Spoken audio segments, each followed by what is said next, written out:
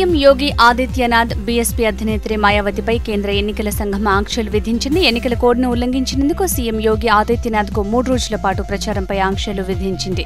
అలాగే బీఎస్పీ అధినేత్రి మాయావతి ప్రచారంపై ఎన్నికల సంఘం 48 గంటల పాటు ఆంక్షలు జారీ చేసింది. ఉత్తరప్రదేశ్లో 2వ విడత ఎన్నికలకు పోలింగ్ దగ్గర పడుతుండటంతో ఈసీ నిర్ణయంతో పార్టీలకు గుబులు పట్టుకుంది.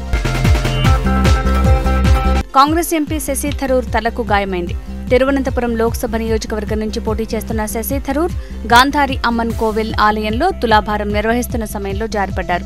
దీంతో శశి థరూర్ తలకు తీవ్ర గాయమైంది. హుటాహుటిన ఆయనను చికిత్స నిమిత్తం ఆసుపత్రికి తరలించారు. తలకు 6 కుట్లు పడ్డాయని వైద్యులు తెలిపారు. ఏపీలో పోలింగ్ సందర్భంగా ఏ విషయంలో సక్సెస్ అయ్యారో చూపించాలని ఈసీకి ముఖ్యమంత్రి చంద్రబాబు సవాల్ విసిరారు.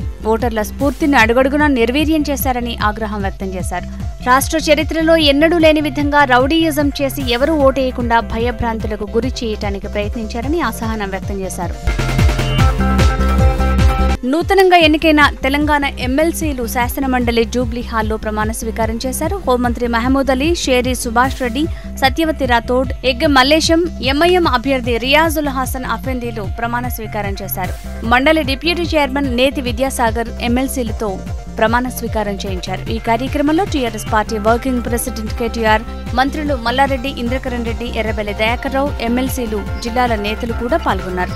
అదేవిధంగా ఏపీలో యనమల రామకృష్ణుడు ప్రమాణ స్వీకారం చేశారు. నెల్లూరులో వైసీపీ టీడీపీ మధ్య చెలరేగిన హింస చల్లారటం లేదు. ఇరు వర్గాలు పోటాపోటీగా ఆందోళనలు చేస్తూ ఉండటంతో పరిస్థితులు నిబురుగప్పిన నిప్పులా మారాయి. టీఎన్ఎఫ్ఎస్ నేత తిరుమల నాయుడిపై దాడి చేసిన వారిని కఠినంగా శిక్షించాలంటూ టీడీపీ కార్యకర్తలు ఆందోళనకు దిగారు.